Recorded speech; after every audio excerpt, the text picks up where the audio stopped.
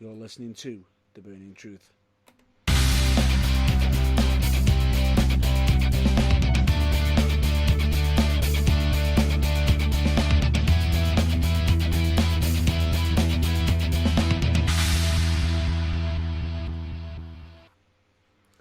Hello, ladies and gentlemen, dude and dudettes. I am your host, Matt Burns, and with me for this week, I've got my partner in crime, as always, John Ballore. Good evening. Who, if I might say, is the voice of reasoning. Somewhat. The voice of reason. Well, I'm UKWA's voice of reason anyway. Yeah. I may be also the Burning Truth's voice of reason, but that implies you don't talk sense, and that's somewhat wide of the mark, because you do. Mm. So, but anyway. Either way. But then again, we both talk sense, so we can both be, because we do switch from time to time, because we do actually have sometimes outlandish ideas. We certainly do. We may, in tonight's very busy show, express at least some of them. No kidding. But anyway, we've got plenty to talk about. We'll just do a rundown of some of the things that we are going to be discussing. Just a bit of a category, guys. I will be leaving the first subject off just in case, because of the nature. It's due to you'll see why we've not covered it into the content list, because it's more of a tribute. But anyway, ladies and gentlemen, we're going to be talking most likely, because yes, we have been off. We did miss last week's episode. That was due to massive busy schedules. And was it ever? It was. However, what? I was going to say, however, we made it through. We're still alive, and so we're back. That we are. And as some of you may have known from, I think, not last week, but the week before, that I was doing the episode by myself. Then we had no episode, and now we're back to full force. Wonderful. Back at full strength. Correct. But anyway, some of the topics we're going to be covering, which is some of them are going to be from 2 weeks ago, potentially. A little. One of them is going to be the fact that Jey Uso was arrested. Slightly controversial. Then we've also got Impact wrestlers turning up on Raw. You mean not the other way around? Shocker. Ooh. Yeah, pretty much. But we can also talk about that as well. We're then going to be discussing the current event. Well, our thoughts and views on the 24/7 championship. Brace yourself. Soapboxes are polished and ready to go for that one. Pretty much. And then we've got to talk a little bit about SummerSlam. Well, in the build-up to the biggest show of the summer and its sister show, NXT TakeOver Toronto, are they in? As well. No, it's in Canada. Correct, and of course we're going to be talking about some Ruben matches, and potentially, we will at one point be mentioning about Brock Lesnar and Seth Rollins again. But anyway, Soapbox is getting a double workout. Then we've got to discuss about a British wrestling company closing its doors and everything, and how it was announced and everything. And then we've got to do a bit of self-plugging this week, especially with it being for UKWA, especially when it's just around the corner, which Ready is for war. Be talking about some of the matches that have been announced for UKWA's Ready for War, which is taking place next week, but more on that later on. But anyway, all of that later on, because first we have a hard topic. Yes, unfortunately, this is something. When, as soon as I spotted it, I felt as though, yes, a lot of wrestlers on The Burning Truth, we've normally sent out posts in regards to it. I felt personally as if I did that, we would not have been able to do it justice. Just a little. I completely see where you're coming from with that. Especially in regards to the person in question. Unfortunately, ladies and gentlemen, you most likely already know this, but we decided to hold it off because we wanted to pay tribute to such an amazing legend which is none other than Harley Race. The King, Harley Race, no less. Correct. The man who is synonymous with, the Crown, a gentleman who is throughout known wrestling, almost, WWE's paid tribute to him. He was known from WCW days, from NWA days, through all known history. His battles against Ric Flair and everything. The thing Basically, is, what? Basically, if you're a wrestling historian, if you're a fan of wrestling from before you were born, basically from the 70s and 80s, and you don't know who Harley Race is, you're not enough of a fan. I don't mean to be harsh, but it's the truth. Personally, anybody who's a wrestling fan will know who Harley Race is. Absolutely. It's one of those names that there's a couple of dozen that even people who go, oh, I hate wrestling, but you mention those couple of dozen names and they'll go, oh yeah, that was when it was good, or some other such misguided thing that they all seem to believe, and Harley Race is one of those. Or it's like, yeah, but he's a legit hard man, regardless if you don't like wrestling. The point being is, the man is an absolute legend, icon to the business. So as of straight away after when I stop, we are going to do a 1 minute silence for the legend that is Harley Race, who's unfortunately did pass away, but his family did state that he did put up a fight and he was valiant till the very end and put it through. So we would like to send condolences to his family, his friends and fellow colleagues, and possibly most likely his fellow students as well. So we will commence the 1 minute silence from now.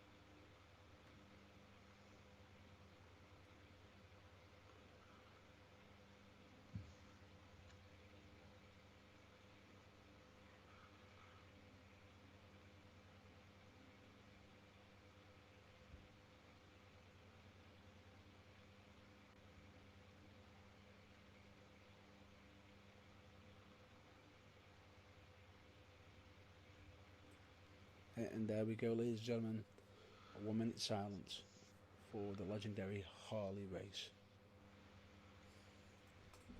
You will be missed. Rest in peace.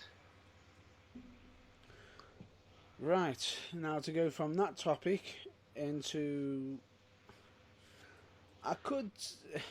It's a serious topic, but at the same time could be turned a little bit light-hearted, especially in regards to what happened 2 weeks ago, which is the fact that we're going to discuss in regards to what happened to Jey Uso. Yeah, it's not sure where you can go with this that be considered light-hearted. To be honest, it's fairly serious, but okay. It is a serious matter, but I'll explain why it's light. Like it can be considered at one point a little bit light-hearted, but notice the words I said can be considered a little bit. But yes. the subject is very, very serious in regards to what has gone on. Now, 2 weeks ago on Raw, they had the whole Raw reunion. Now, at the start of the show, we had John Cena coming out with the Usos and everything. John Cena out first, and then the Usos coming out, and then going back and forth.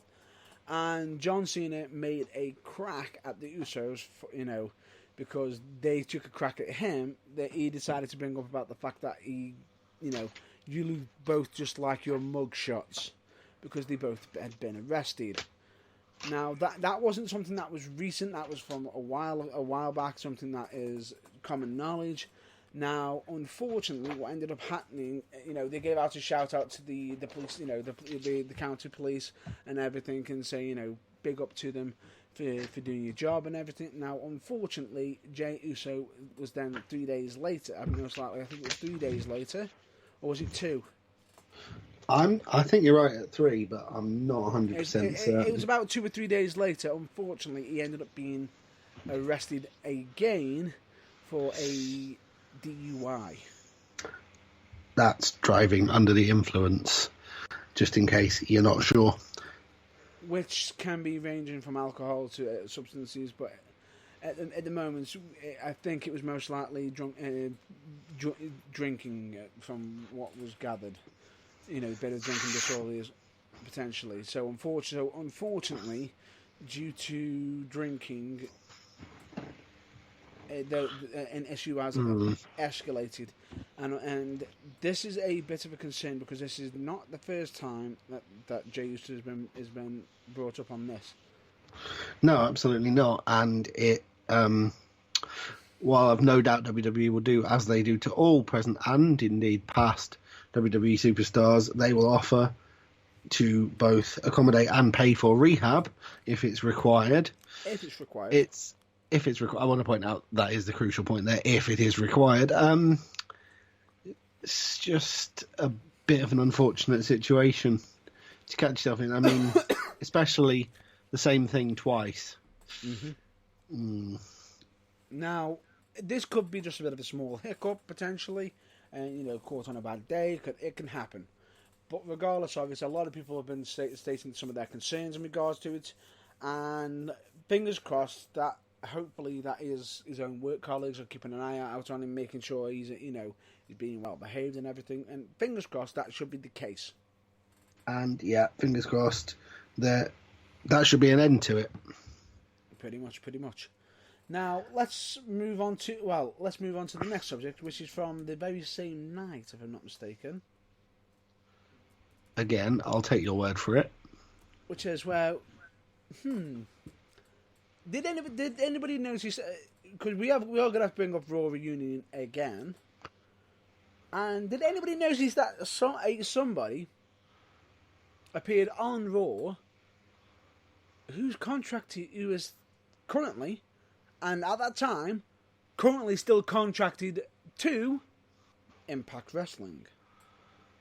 Ooh, that's got everyone thinking, apart from all the smart Alex who are just going, yeah, I know who it was, and they're shouting it at the broadcast. Yeah, we can't hear you, but we understand that you know, okay? For those of you that don't, he is the whole freaking show.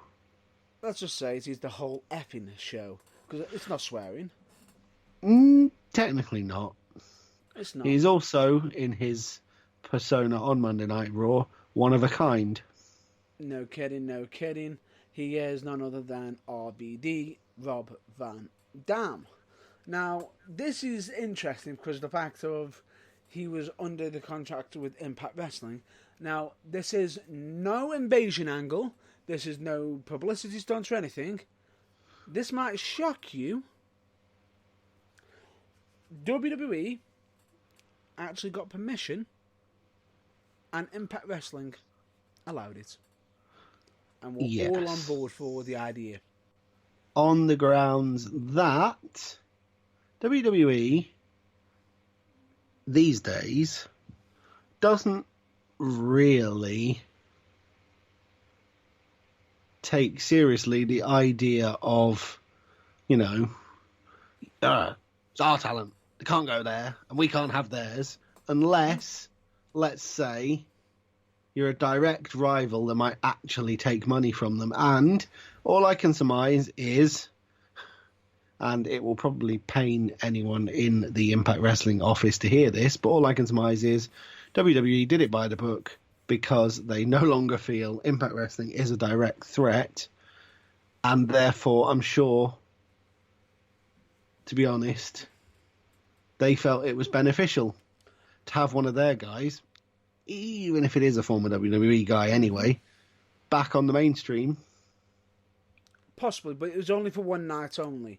And on top of that, the interesting thing about it is the fact that then you also got some Impact footage being slipped into the WWE Network, if I'm not mistaken, a part of Table for Three, which, if I'm not mistaken, involved the Hardys and Hurricane.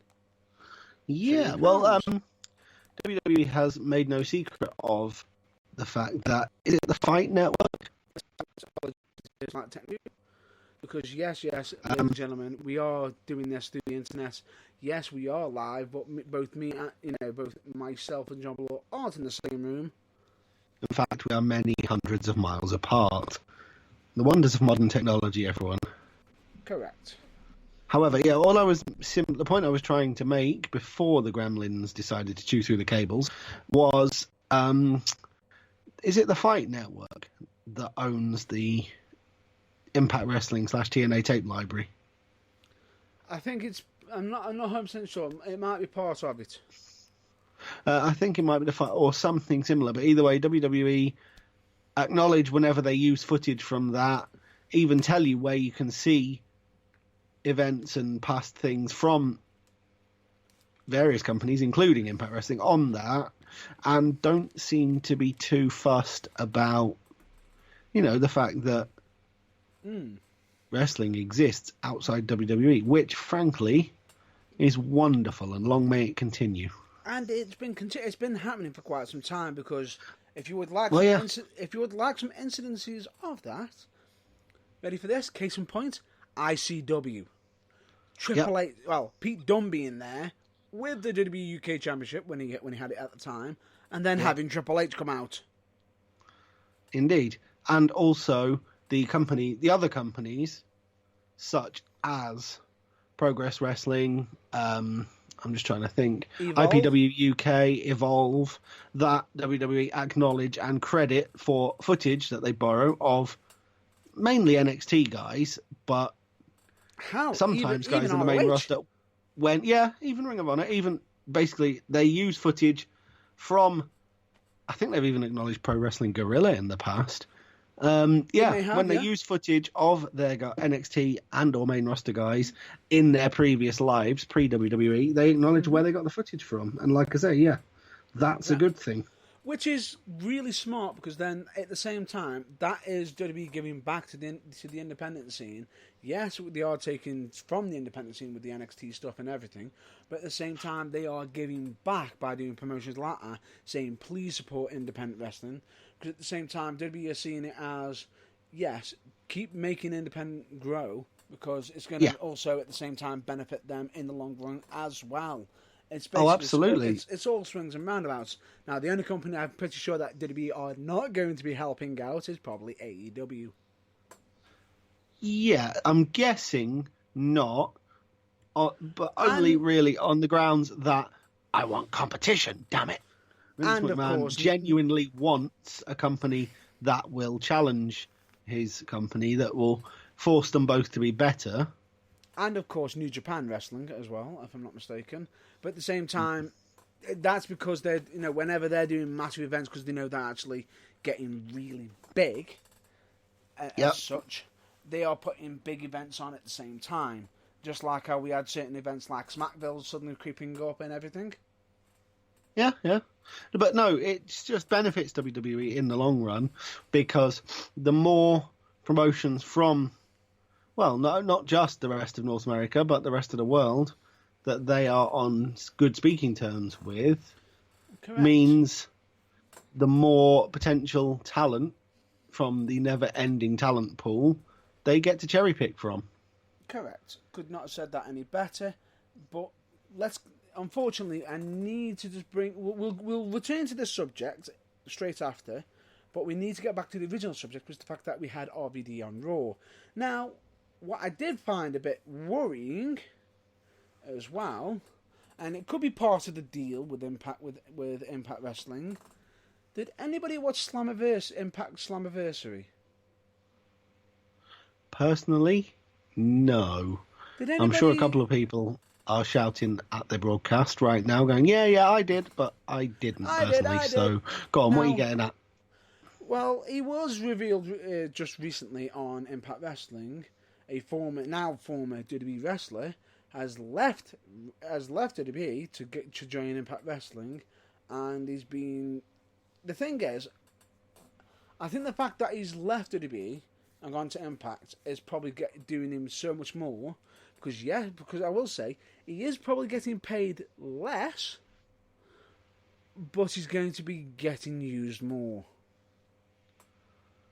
I'm struggling to guess who that is. I mean, I've got a name in my mind, but I genuinely don't know. All I'll say to you is at Slammiversary, he popped into the ring. The shape of this guy is you can't mistake it. However, Impact did manage to do a very sneaky thing on his second when he actually revealed himself. I'll give him props for that. Okay. Because he actually managed to find a double of this person. How? I have to question. Because it's absolutely genius. Especially, all I'll say to you is, his name. You could his name is from is a certain creature, an animal, which will narrow it down. I'm struggling because Luchasaurus is signed to AEW, so it's definitely not him. Nope, not Luchasaurus. I'm also struggling to think of people who have a unique and unmissable shape. He is like he has wrestled in not ECW, original ECW.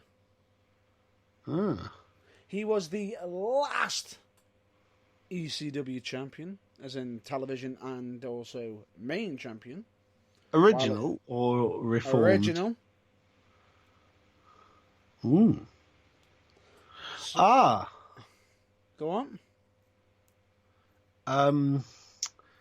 Yeah, the animal thing is what gave that away. It's Bobby Lashley. No, I'm kidding. It's Rhino. Of course. But hang on. As soon as you asked if it was the remake of it, do you actually know who the last ECW champion was for the WWE version?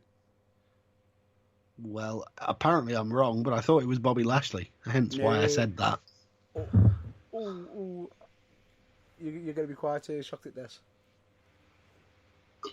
You ready for this? How shocked? Go on, was it Hornswoggle? Nope, not that bad. Was it Vince McMahon? Nope. It's somebody. Big Daddy V, may he rest in peace. Nope. It's somebody, when they put this title on him, he should have suddenly disappeared. And then when he was on the main roster, he had the Intercontinental Championship, which almost put the Intercontinental Championship into obscurity. Oops. Johnny Nitro? I have no idea. You ready? Yeah. I'll just say, this here is what you call domination.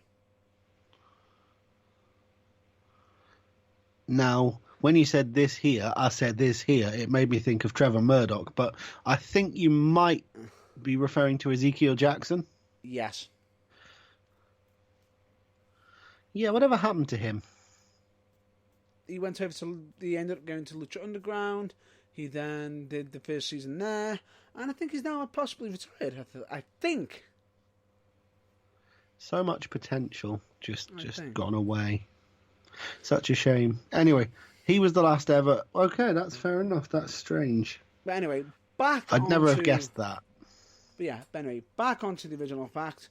Rhino is also on Impact Wrestling, so straight away, a lot of people saying, well, but the thing is, it's still a great idea. But the issue was, when he turned up to Slammiversary, he ended up getting in the ring, but he kept his face covered, hit the goal, and pretty much left.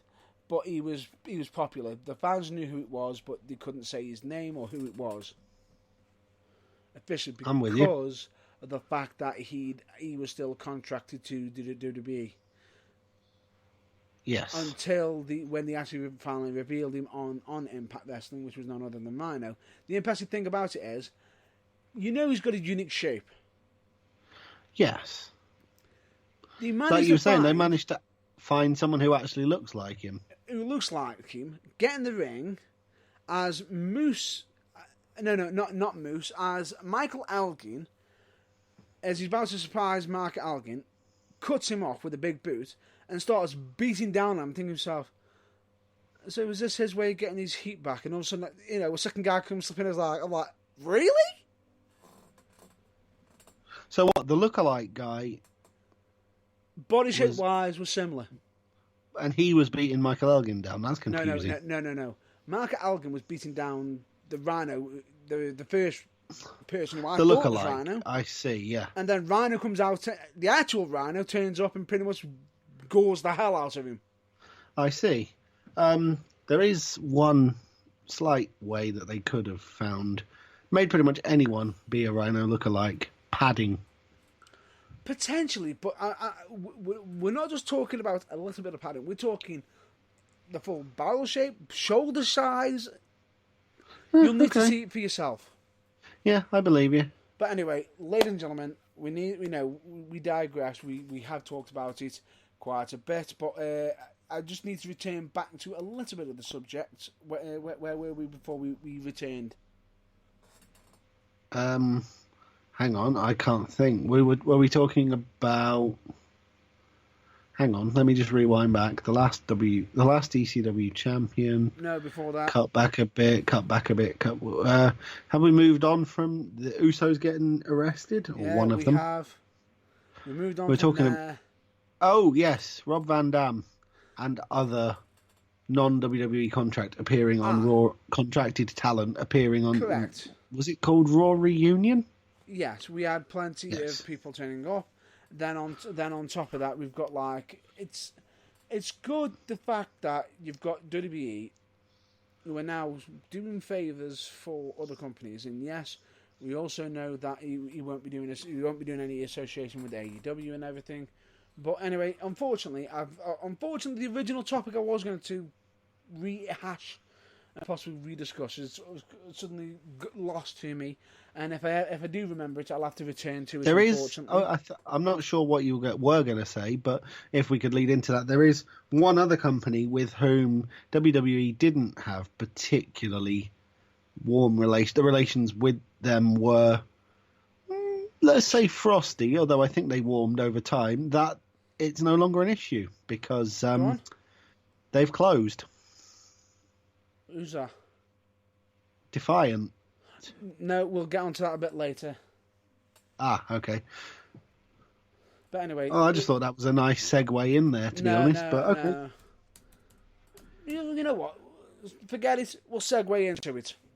Yeah, like I say, initially, in their initial guise as What Culture Pro Wrestling, I don't think I think they set out to deliberately try and provoke WWE to, poke the bear with a sharp stick. At first it was, but then it went away. Yeah.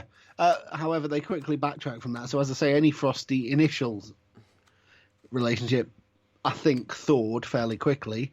But either way, in their brief run as What Culture Pro Wrestling, and then when they rebranded as Defiant, they carved a niche for themselves, but sadly, more. They didn't take away from WWE, in the end. Because taken into account during WCPW days, you got the event Fight Back where YouTube was monetizing thingies, stuff and everything. And then you got certain gentlemen from WCPW basically stating that they weren't being scrutinized. WWE were also being scrutinized by YouTube and everything.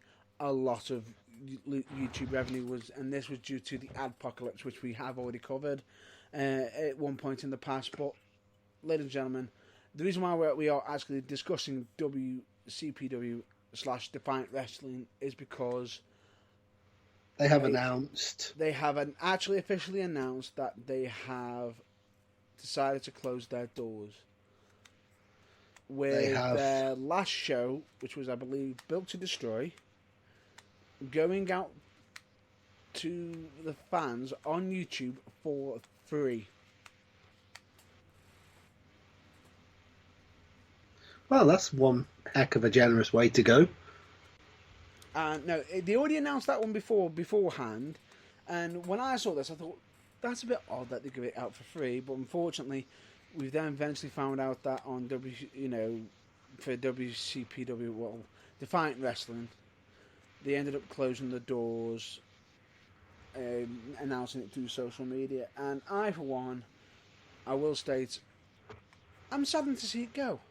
Yeah, I'm gutted. I mean, there are a heck of a lot of wrestling promotions, and some, your reaction is kind of, oh, have they? Oh, I kind of didn't even know they were there.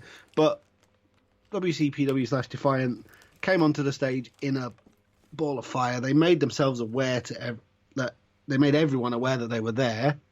And as I said, I thought had carved themselves a suitable niche for which they could continue, but apparently not. So they are no more. They joined the incredibly large list of no longer active wrestling promotions. And do you know what the funny thing about it is? Go on. A lot of people turn around and say, well, what did they do? What did they do? Look at the damn former roster that were on there. Yes. I think you'll find a lot of the NXT UK roster have passed through the doors. Yeah. So what did they do?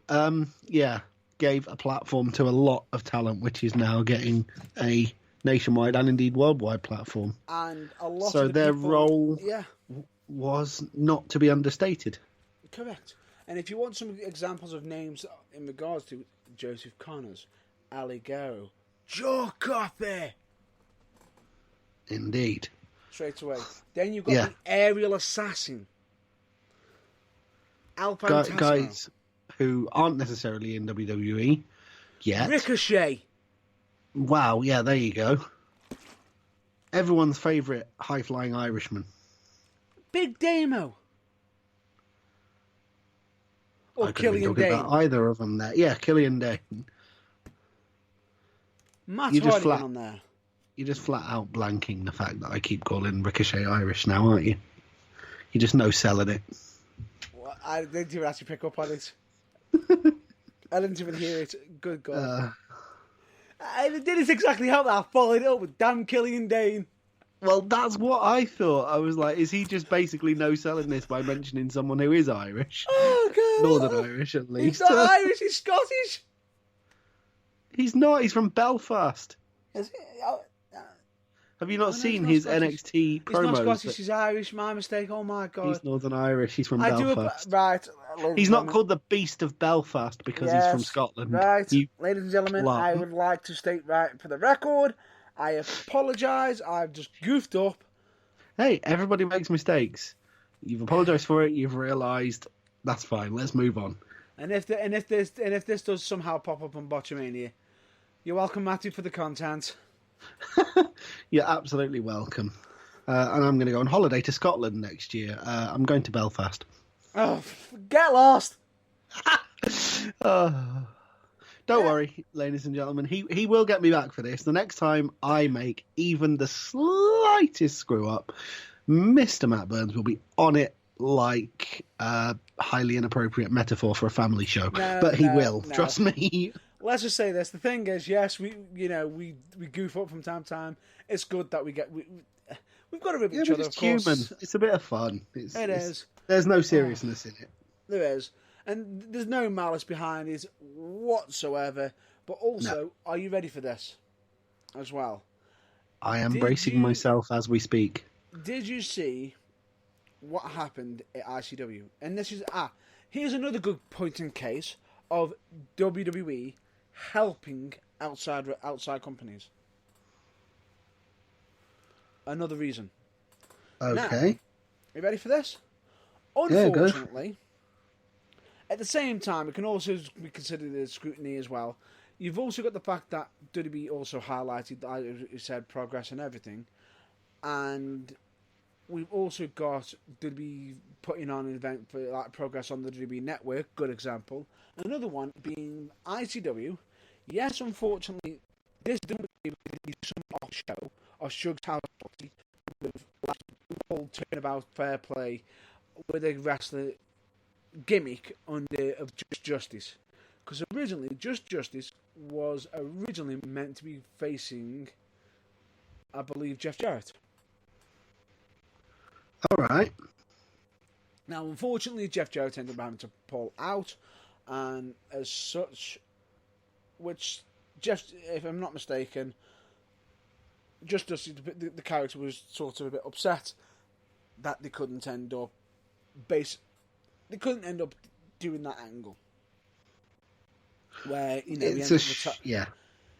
The Justice gimmick ended up going away and retiring. He wanted to end it with Jeff Jarrett. Unfortunately, couldn't do it because of certain. We don't know why WWE pulled Jeff Jarrett out, or if it was Jeff Jarrett who pulled out, or if there was any reason behind it. However, WWE instead, right, decided to throw somebody else in. Yes. The disappointment duly averted. Or should I say, threw in two? Yeah. You can't have one, but we'll give you two instead. How's that for a deal? Do you know who it was? I do, but I'm not going to spoil your surprise. Do tell everyone. First one being freaking Kushida. Yes. Possibly the hottest prospect on NXT right now. No kidding. Especially with the fact that, if I'm not mistaken, was it Kushida who won the WCPW World Cup? It could well have been. I think it was. Nice little bit of trivia there for you. But anyway, there you go. Yeah. So back onto track. Not only did we have that, they also provided somebody who was also in WWE NXT UK, and the fact of somebody who actually got popular through ICW, none other than Kenny Williams. Kenny Williams, the man whose nickname on NXT UK is awful. I'm sorry, there's no two ways about it. Go on.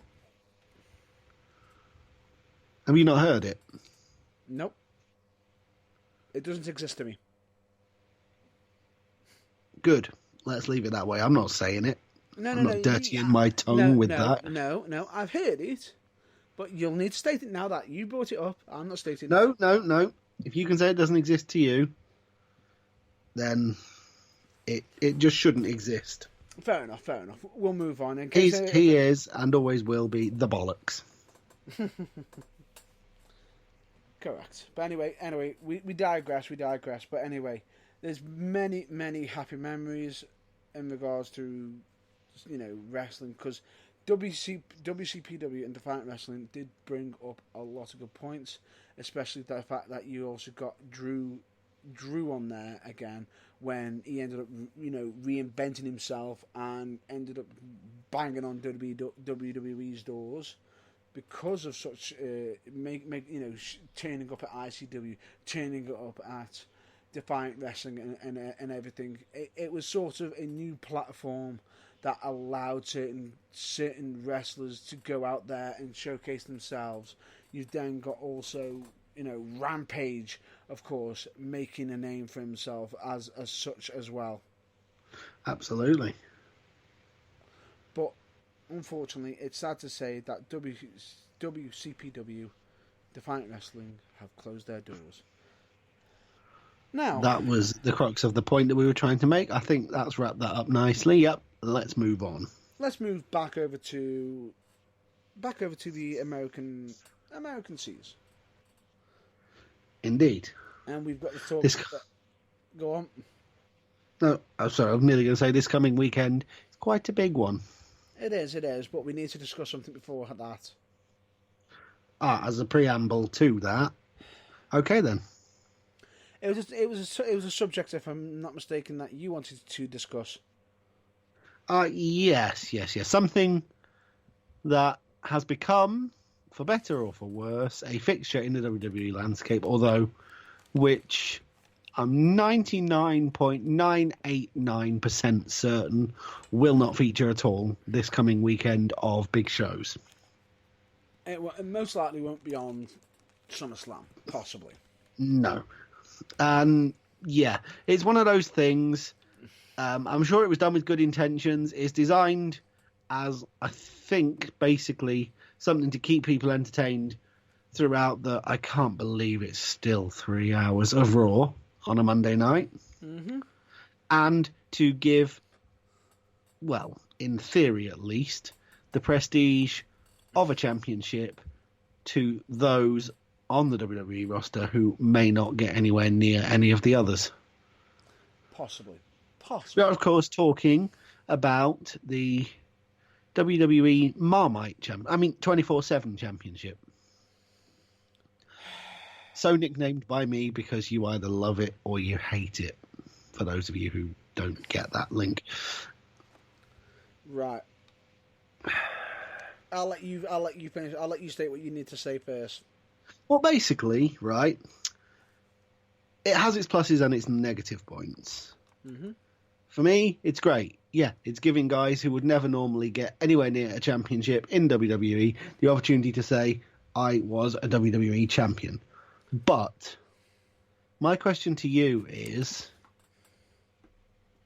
if you're in WWE and you need to be able to say, I was a WWE champion, asterisk at the bottom of the page in font size 4 being for 12 seconds on Monday Night Raw for 1 week.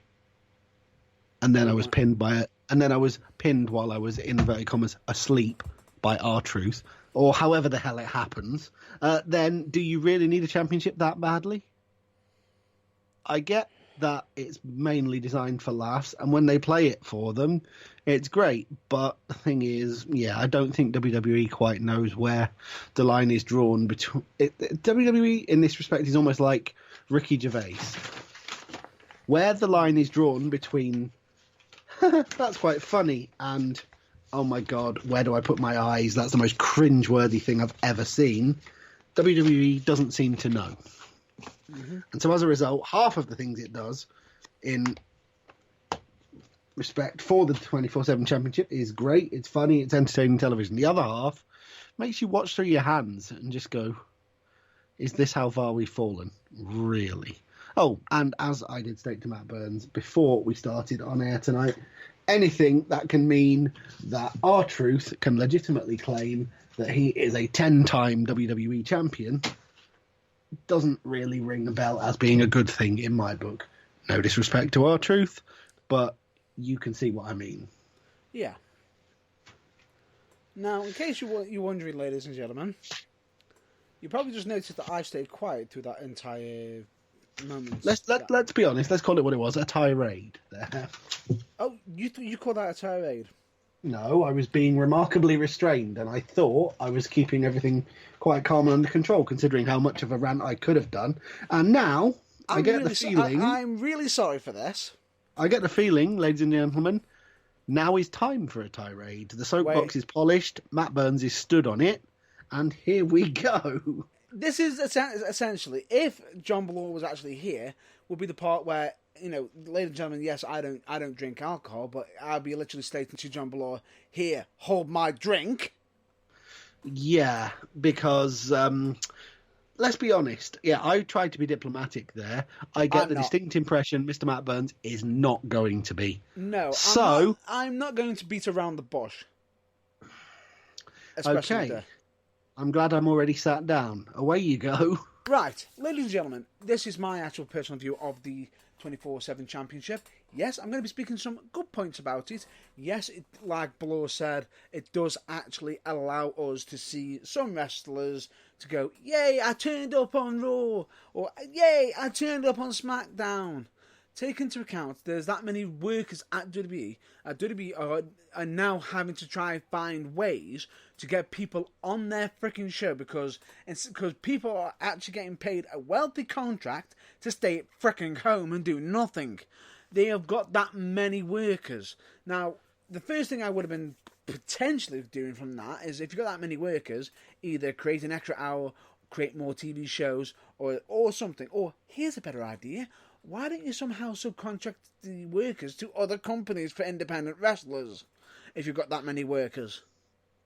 Well, basically, I completely agree with you. When the opportunity to get on WWE television means you basically spend half an hour in the locker room putting your gear on to spend 3 seconds on Raw being humiliated in the pursuit of and probably 99% of the time the unsuccessful chase for what is basically the WWE comedy title, you should probably reassess your options. I've got to be honest. Apologies for the small blipper there, which is a bit, the internal phone system going off, but that's just been cancelled. But anyway, let me just state this. Now, if you are having to turn up now, it's great that it is entertaining the fact that some of the stuff I will state that R-Truth and I believe, the former Rockstar Spud, now known as Drake Maverick, has been producing some absolute golden moments.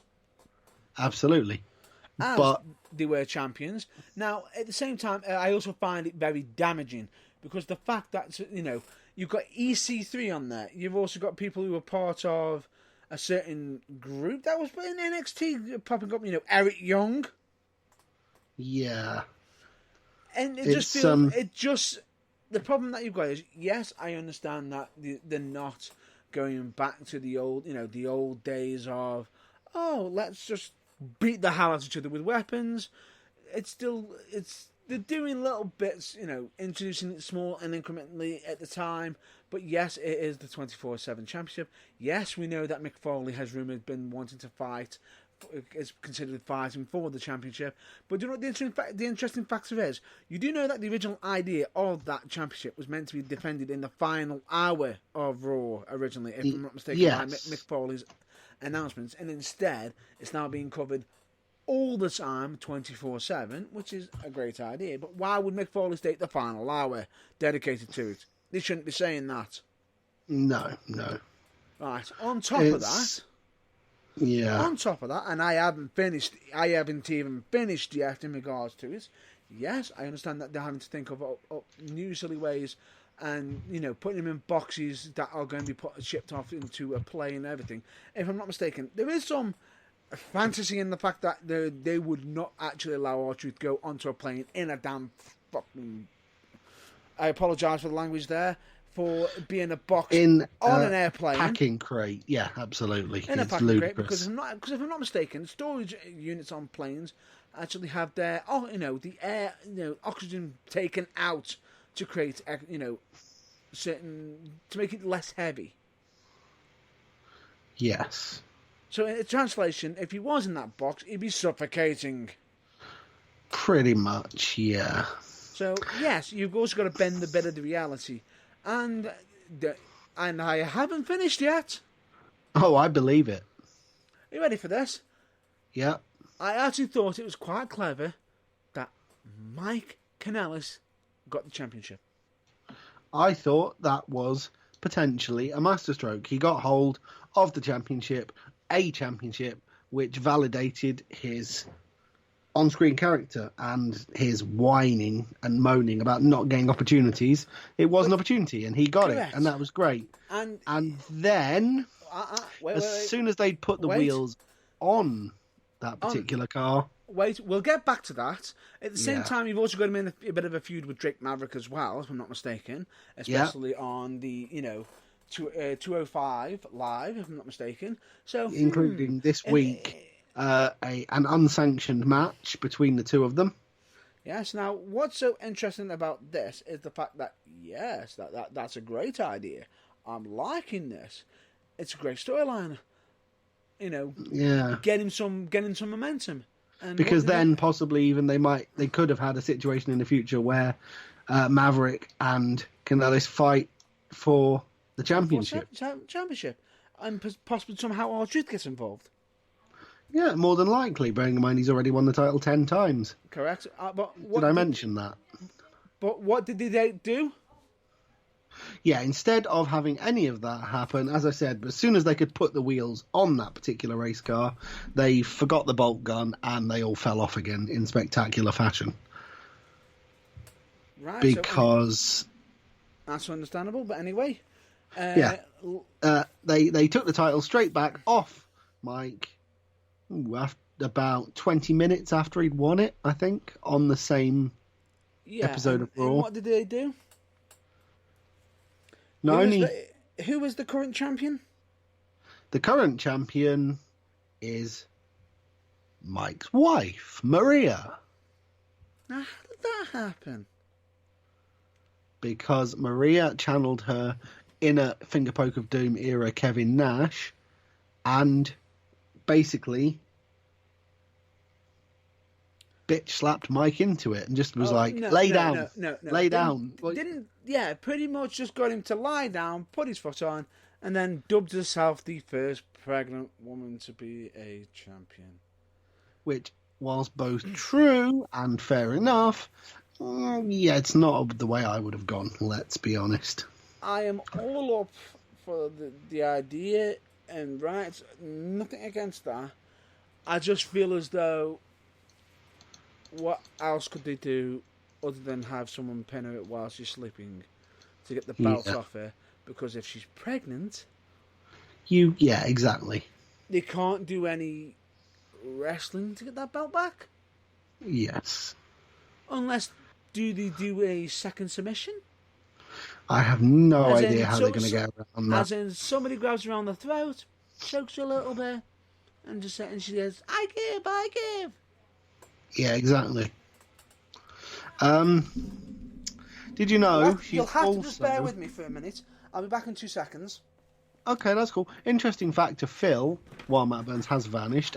Did you also know that because she has currently now been the champion for more than 6 days, we're recording this on a Sunday evening, she will probably be the champion into a 7th day by tomorrow night on Monday Night Raw. She now has, in the top 5 of longest reigns, the longest current reign being, I believe, Drake Maverick's 13 days for his second reign. He's had 4, by the way, as if this gets any worse. Was it R-Truth?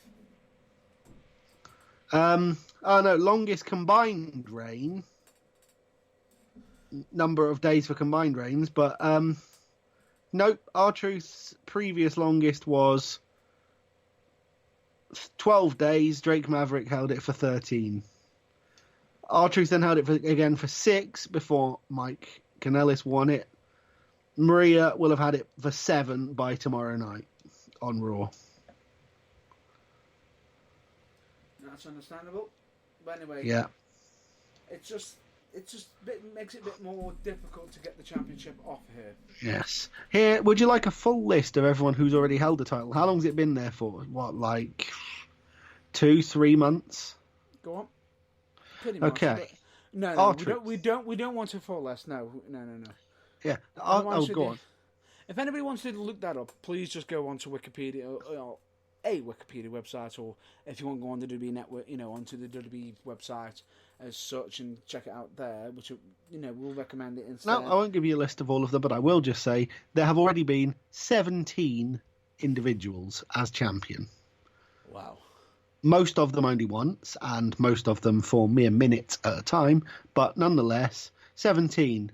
And of that, 2 of them have held it twice, 1 of them have held it 4 times, Drake Maverick, and R-Truth is already in reign number 10, as I said.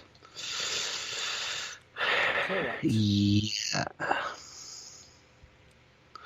It's one of those things, I'm sure a TV exec, I believe it was pitched by a TV executive as a way to, as I said, get through the interminable 3 hours. I mean, the wonderful entertainment that is Monday Night Raw, but dear me, in typical WWE fashion, it has been, well, as much of a negative as a positive, to be honest. But then this is WWE. All publicity is apparently good publicity, so yeah, there's that. Correct. But anyway, do you know what WWE is seriously missing right now? Go on. Someone, and they're not missing him, I can almost guarantee that, as much as he's not missing them, but CM Punk was the first person that came to mind, although of the current roster, with the way his character is going at the moment, maybe Kevin Owens can fill those shoes. Someone who can win that title and literally just hold on to it for months and months and months and be like, this title is a joke. Literally take it at face value and just be the kind of person who holds it just to spite everyone else, if you know what I mean. Possibly, but at the moment we've got Kevin Owens going against the Authority, almost in a bit of an Austin angle at the moment. But Yeah, I was just thinking as well, a bit further down the line, maybe if he is thwarted at every turn in his attempts to get the WWE title, Universal title, I can't remember which brand he's on, or whether it even SmackDown. matters anymore. SmackDown. Yeah, so the WWE Championship. If he's thwarted in his attempts to get that, there is always the back door of, hey, look, I've got this. This is still a title. You can't stop me. Approach, possibly. Possibly, but at the same time, I feel as though if you're in the 24/7 picture, it's not a good place to be. No, I totally agree. But anyway, we digress. We've got to discuss some actual ideas, which is we've got a big event that's happening next week, if I'm not mistaken, straight away, which is WWE SummerSlam. Oh, you mean the warm-up event? I see what you did there. Yeah. But anyway. Yeah, WWE have got that arse about face, pardon my French. The warm-up event is going on the day after the main event, which is NXT TakeOver Toronto. But what can you do? The thing is, I'm just going to jump straight into it. We're not going to be talking rumour matches yet. I'm just going to hit the elephant straight in the room, which is the fact that we've got this one match happening again. Oh, it's one of them, is it? What is it? John Cena versus Randy Orton for the 735th time? The difference is between Cena and Orton, at least they actually spread it out over years. Oh, I see. Not under a short time scale. We've got Lesnar in a championship picture again. Against Seth Rollins. Yeah, a match that no one wants, no one needs, and why can I just see Lesnar winning even though it's complete opposite of what makes good business sense or makes anyone care? And you know why he's going to win? He's Go on. He's legitimising the business. He isn't. No, he really isn't. As much as, yes, I did like Lesnar in the past when he won the championship from Kurt Angle. Yeah, let's be honest. His entire run this time around, since he came back, what is it, like 4 years ago now? And he's made about 10 appearances since then. It's been an anticlimax, and he needs to just go away.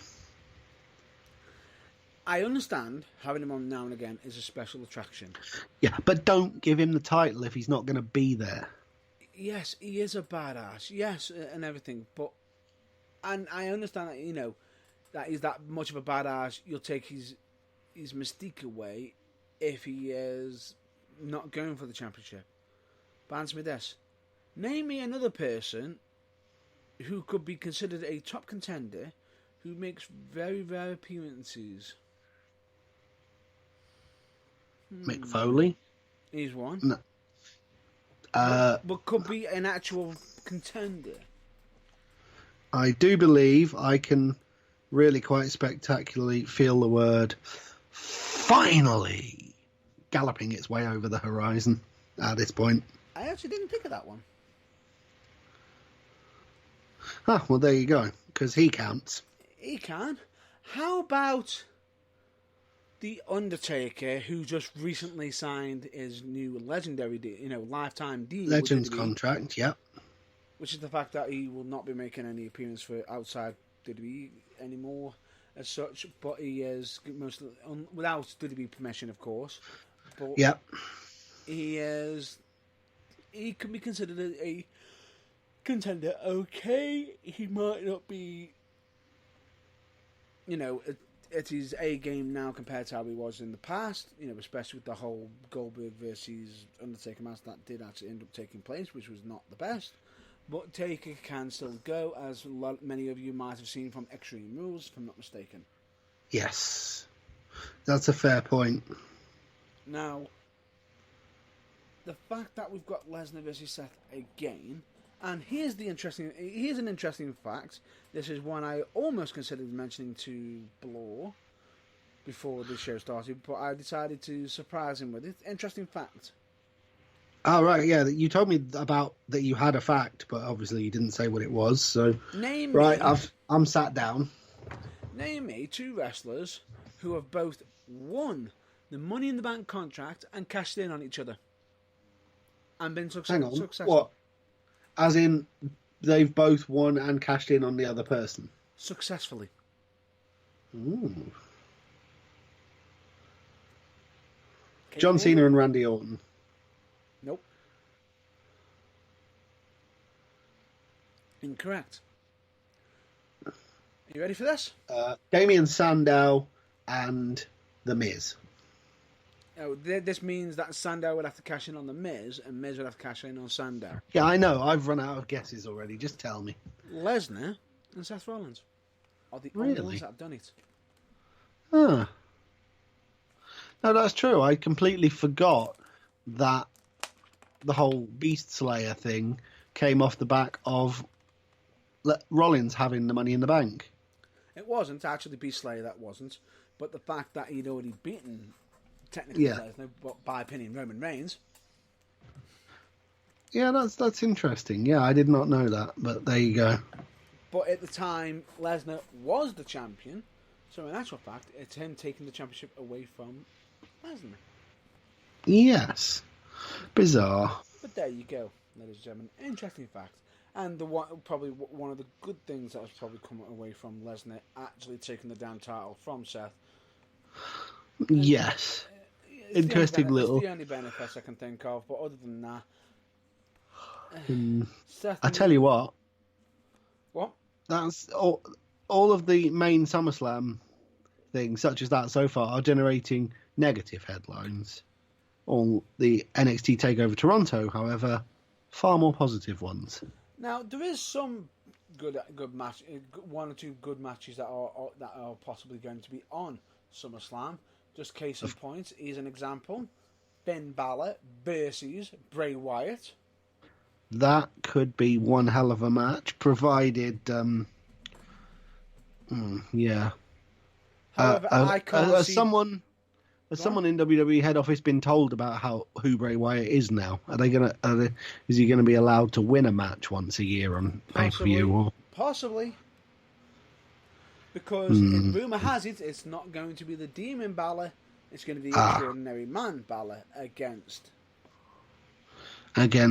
the patron of the Firefly Funhouse. Oh, no, the Fiend version of Bray Wyatt. Oh, I see. But anyway, that's what I'm now going to go into rumoured matches that are possibly being scheduled. Now, rumour has it, are you ready for this? Is that we have got potentially the rumour of Undertaker versus Drew. Great idea. Absolutely like the idea of that if it does come about. Really? Undertaker versus Drew Gulak? He's way too heavy to challenge for the Cruiserweight title. Not Gulak. Yeah, I know, but I couldn't resist. Sorry. Correct. But at the same time, I find it a bit of a shame because Drew has not been on the best run lately. So no, it's not exactly a good thing going into a match with the Undertaker to have a patchy win-loss record, is it? So I see where you're coming from with that. Especially against Alexander. Cedric. Yeah. Yes. But anyway, we digress. One rumour match, and this is interesting. Yep. How this rumour's come about. Because rumour has it that we are going to be setting up a match between Dolph Ziggler and Goldberg.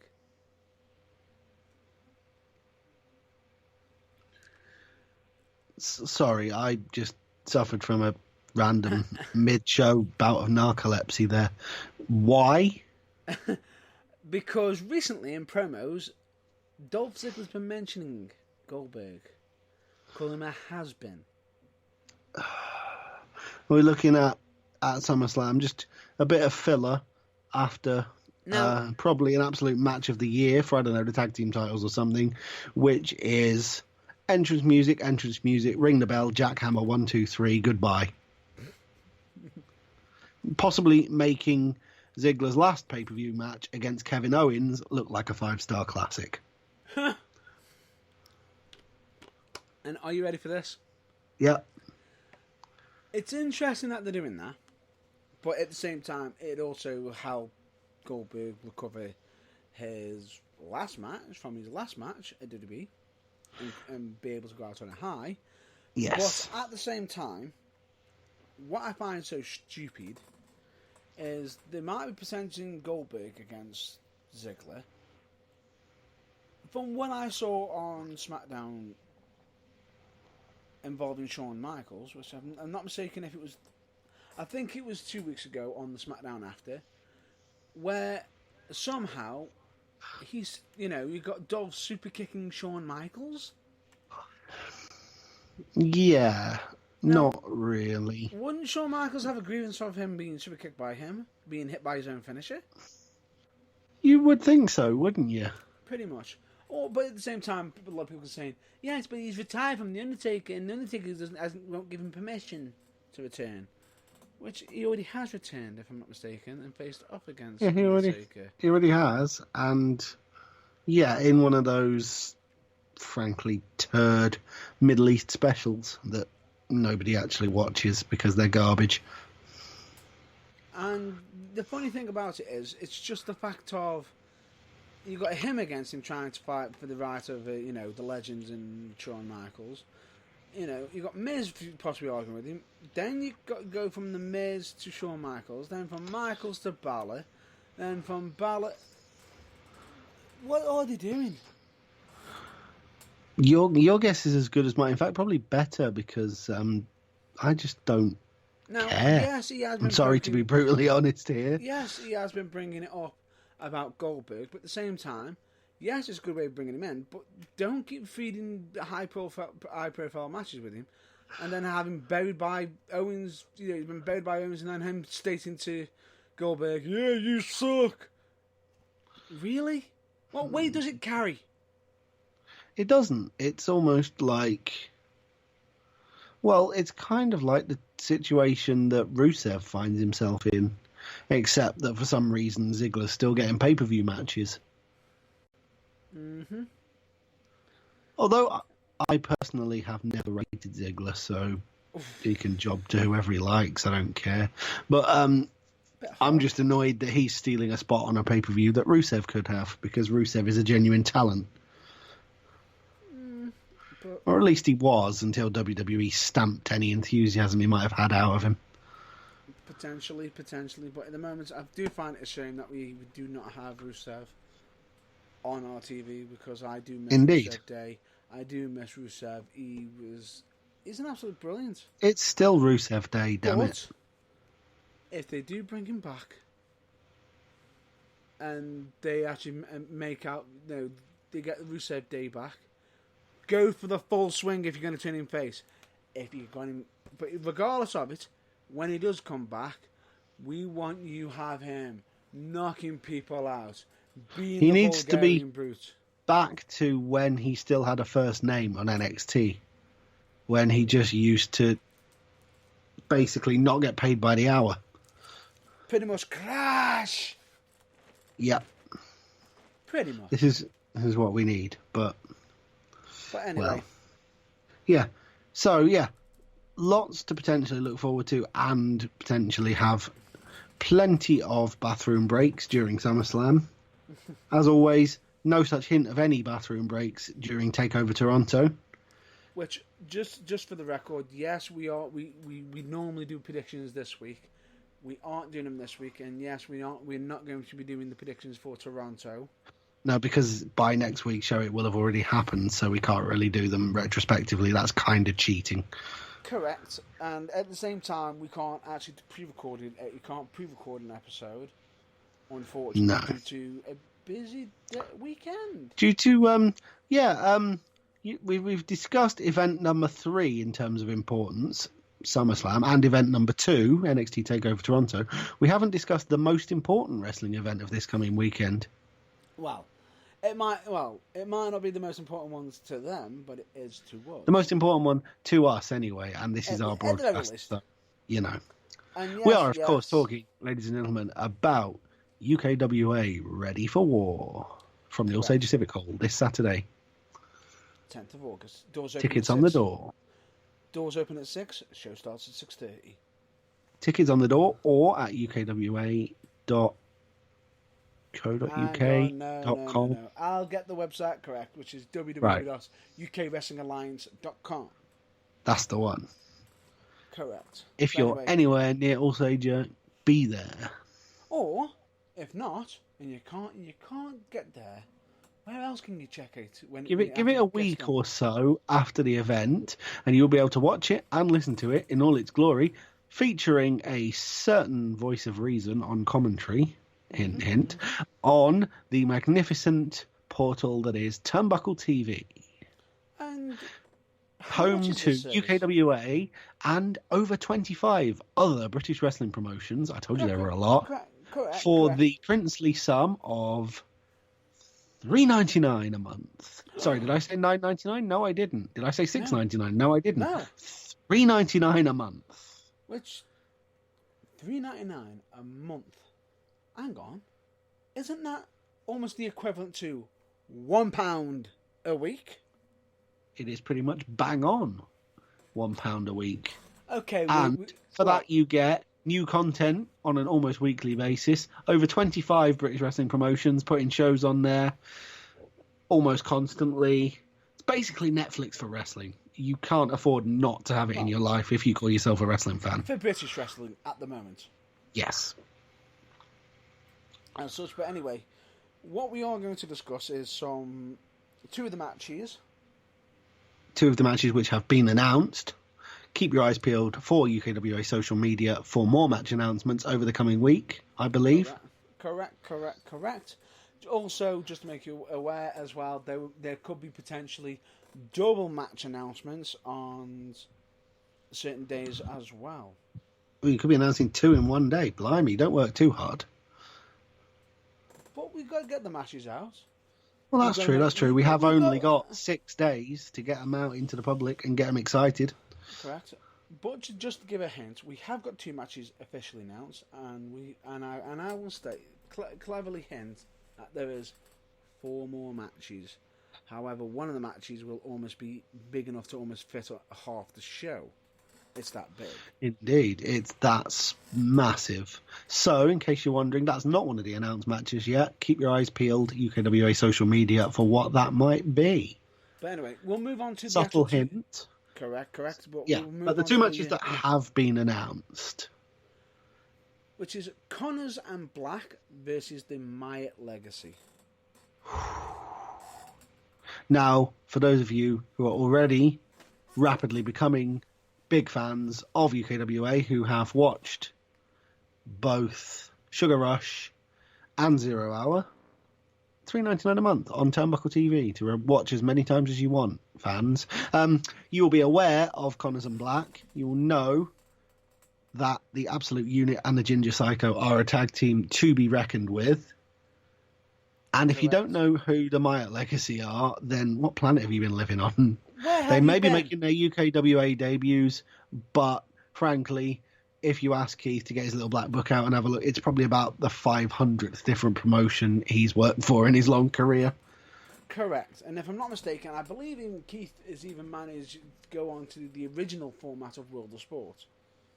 I do believe so, yes.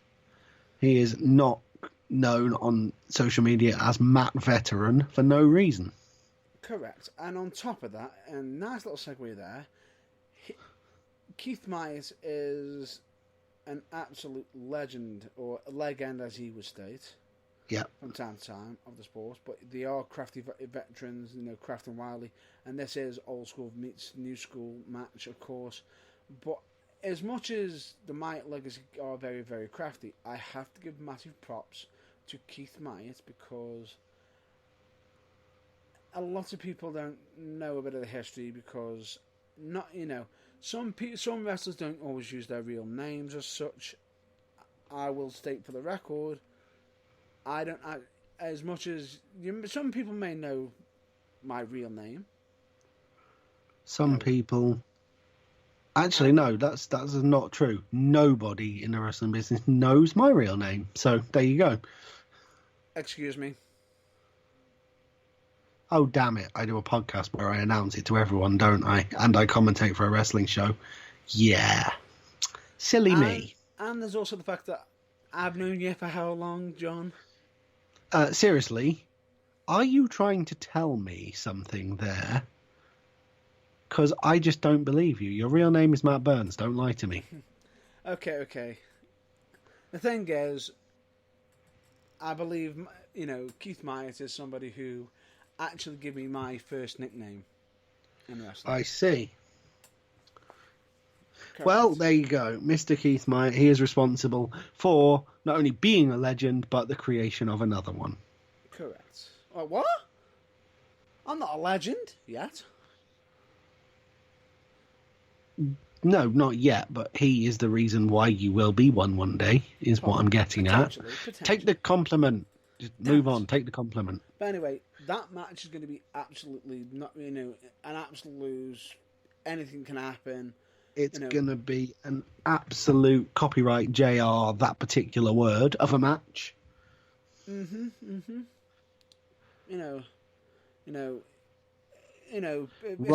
with blobberpocker. Oh, no, I was thinking, by God.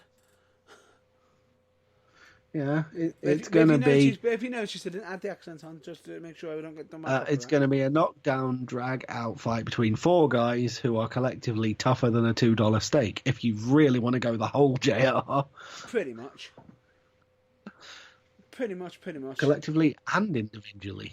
And if I'm not mistaken, it was even dubbed as a match that is potentially brothers in arms versus family.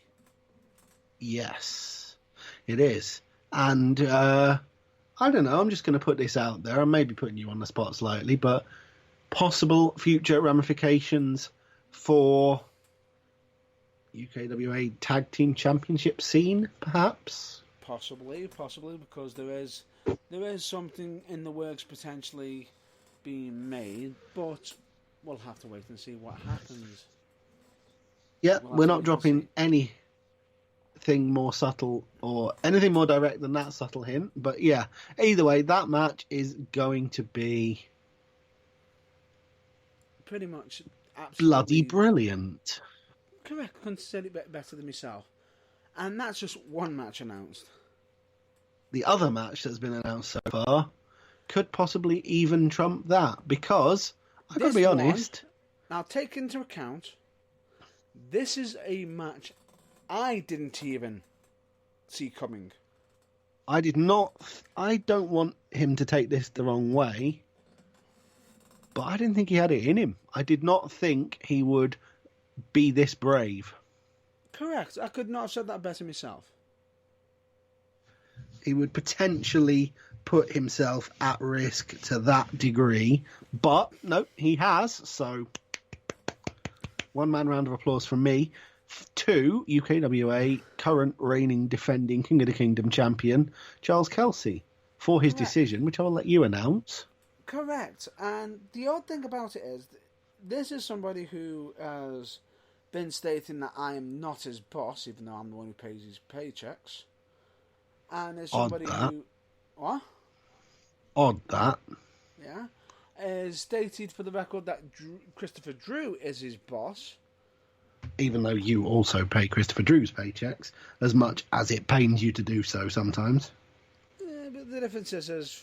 But then again, we get little gems like what Charles Kelsey has done recently, which is he has officially made a match, and this is a match that management as a whole, both myself and Renee, fully support.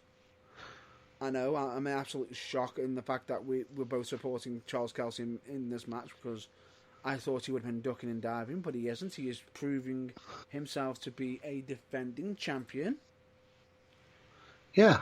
In the fact that however, he is defending this championship in a open challenge match. Namely, anyone currently affiliated to the UK wrestling scene who doesn't even have to have made an appearance on a UKWA show yet. Correct. Anyone on the current roster, anyone active on the UK wrestling scene who may not even have appeared in UKWA yet, that's the beauty of an open challenge. And I, for one, can't wait to see whose music hits. Now, let me just state this. Earlier on the broadcast, you heard a phone going off, if I'm not mistaken. Do you know why you heard that? That has been one of the phone lines that has been going on and off throughout the day of people asking me, can I challenge him? Can I challenge him? Can I challenge him? And it's like, turn up and jump in the ring. But essentially, let me just it's an open challenge. Nobody has been officially sanctioned as an opponent yet. So if you think you fancy your chances, bring your gear to All Sages Civic Hall. Correct, but let me just state for the record, before anyone decides, especially fans, you have to have your wrestling license, and your credentials provided to UKWA management before you officially go out. Yeah, you can't literally just turn up as a fan, sit in third row ringside and think, no, I can have him because you've had 10 pints of beer. No. We do not condone that. We don't want that to happen. Please don't think you can do that. Correct. The fact that this is going to It has to be, as I said, a healthy, active British wrestler currently on the wrestling scene. It can't just be anyone. It has to actually be a wrestler. That's we can't state that crucially enough. Correct. And this can be anybody who is male, female, and anybody who is classified as a wrestler. You could even be out of this world. As long as you are registered as an official wrestler, you can. Out of this world? I thought Cody Rhodes was busy and officially buried the Stardust gimmick ages ago. I see what you did there. But anyway, the point being is, this is an absolute interesting match. It is. Because, again, all credit to King of the Kingdom champion Charles Kelsey. He's put himself at a massive disadvantage. Because how do you prepare for potentially anybody? And I'm going to raise the ante to hint at one of the other matches. Ooh, this I like the sound of. Please do. And I'll just hint in the fact that one of the matches, most likely the main event, which will be getting announced during the week, and it will most likely potentially have involve a video me officially announcing the match, because the ramifications of it are going to be absolutely epic. Earth-shatteringly huge. And I think I know which match you mean, but I'm not going to say for obvious reasons. It could potentially even make the whole landscape change. Could change the entire landscape of the UKWA. Potentially. But we digress. And unfortunately, stay tuned to all of UKWA's social media feeds over the course of between now and this Saturday evening to find out what that match might be. Definitely. Anyway, we're now going to basically state what is going to be happening for next week, which is the fact that we are most likely going to be covering the fallout of UKWA Ready for War. We are potentially going to be talking about WWE SummerSlam and, of course, doing the predictions. Yeah, plus the fallout from NXT TakeOver Toronto, which will already have happened. However, interesting little fact. All I'll say to you is, if we are live, it'll be almost the same as usual. But the episode could be pre-recorded, but there will be a little bit of a difference. There will be a slight difference in that because of the need for the owner of the company and soon to be recognised as UK's number one wrestling commentator, the voice of reason, being in the same building for UKWA Ready for War, we might actually record the show from the same place. Ooh. Fun. Interesting. Yeah. Which is going to be absolutely knockout, pretty much interesting because we're going to actually be able to see each other's expressions. Which will make a spectacular amount of difference because we'll also be able to see when the other person is taking a deep breath and getting ready to talk. So potentially we'll speak over each other a bit less as well. So, Hey! Anyway, everyone's a winner. Correct. But anyway, we need to get down to our plugs, and you know what? Because this is something that we normally go through quickly, all I'm going to state is most of the plugs that we do actually cover. I'm just going to mention a few of them that I feel that they need to have a shout out. Otherwise, some of the regular ones that we normally have will be covered on the website as such. So I'm just going to be basically covering, some charities like Mind and Changes for Health and Wellbeing. Of course, bands like New Breed, Camens, Blackpool. Of course, we've got to fit these two in, which is Botchamania and Wrestle Crap. Welcome, Matthew. For the lighter side of pro wrestling, nice one, RD. And of course, OSW Review. We also recommend you check out, YouTube as a regular because there's lots of YouTube shows, of course. We recommend you check out Geek of the Week. Featuring none other than UK wrestling commentating stalwart and friend of this show, Magic Mark Adams.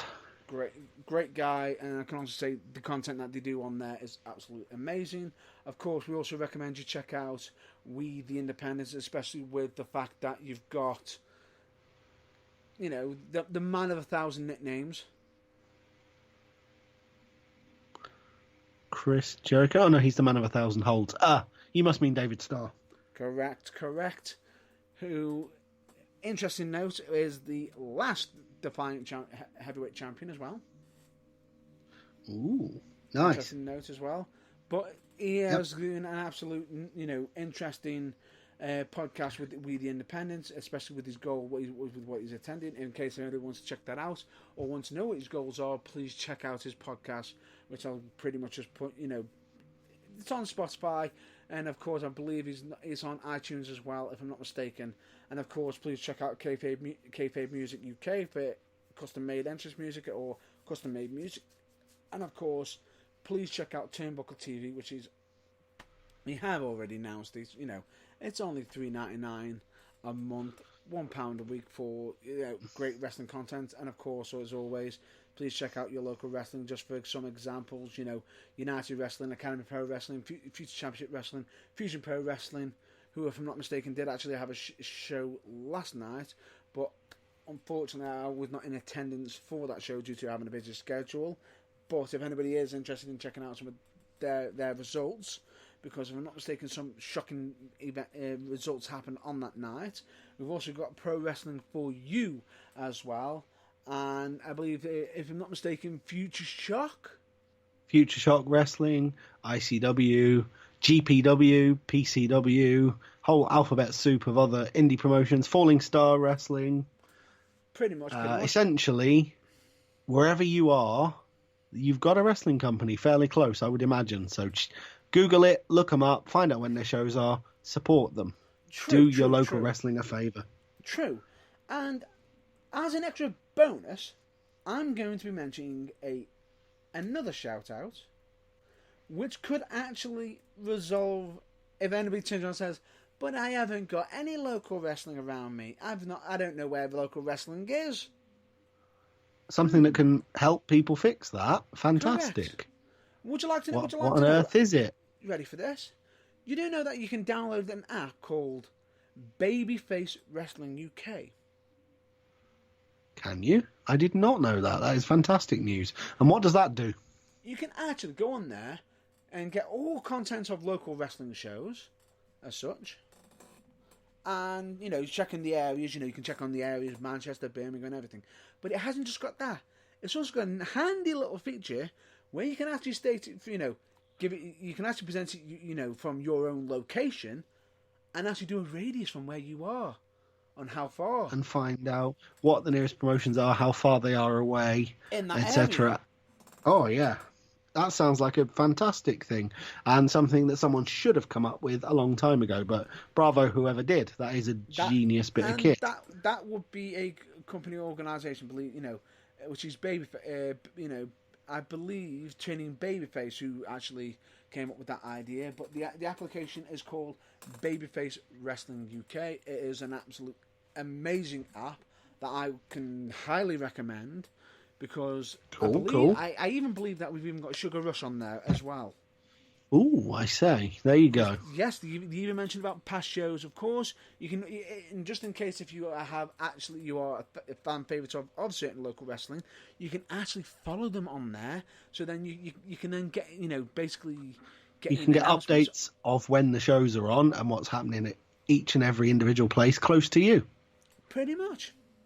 Which sounds pretty much perfect for every wrestling fan. So if anybody turns around and says, "I don't know where local wrestling is, I can't support it," you no longer have any excuse. Correct. And and also one other thing: if you are going to sign up to Turnbuckle TV via the website turnbuckletv.com, go via turnbuckletv.com/UKWA. If UKWA is your promotion of choice, because that would help UKWA out direct. And just so you know, that Turnbuckle TV would still be getting paid as such as well. Yeah, Turnbuckle TV get paid, but they put some of the money that they make back into the promotions in what can only be described as a mutually beneficial situation. So in actual fact, you'll also end up assisting improving your local promotions as well. As well as, of course, giving Turnbuckle TV more money to persuade more companies to join. It's a virtuous circle. And then you're also getting more content on the actual... With every new company that joins, more shows, like I said, a virtuous circle. It can only improve things. Correct. And if anybody wants to check out all the content that we actually have for The Burning Truth, we have the Burning Truth website, which is www.theburningtruthuk.com. As much as I can probably go through the list of things that's on there. There's no point me mentioning. I don't be boring you. Just check out the website. You know what's on there by now. Past episodes, all that usual good stuff. Check it out. Have a look for yourself when you've got a spare. I don't know, 3 weeks to listen to all the back episodes. I reckon that ought to cover it. I think it'll be a lot longer than that potentially, because do take into account we've also got past broadcasts and interviews. But anyway, we digress, and we've also got show reviews, of course, on there. But we are digressing massively there. But anyway, let's just state that please check us out on social media. On Facebook, YouTube, Instagram, and of course on Twitter, which the handle for the Twitter handle is a little bit different from the other social medias, which I'll spell it out for you, which is WRESLING4THWALL. And of course, we do actually have some past episodes on Spotify. Hopefully, we should be getting some more up-to-date episodes on there in the future, as such.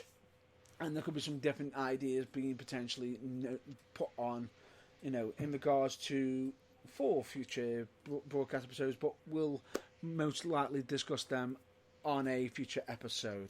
But with all that being already done and mentioned as such, I am going to state that is going to be a wrap-up for this week. Would you agree with that? I would say we've covered everything we needed to and done it in spectacular style, so that seems like the perfect place to call it a wrap for this week. Correct. So, of course, we're going to end our the show in our usual fashion. Please, everybody, stay well, stay safe. We'll hopefully catch you next week, as we will have an episode for next week, guaranteed. Just to state that.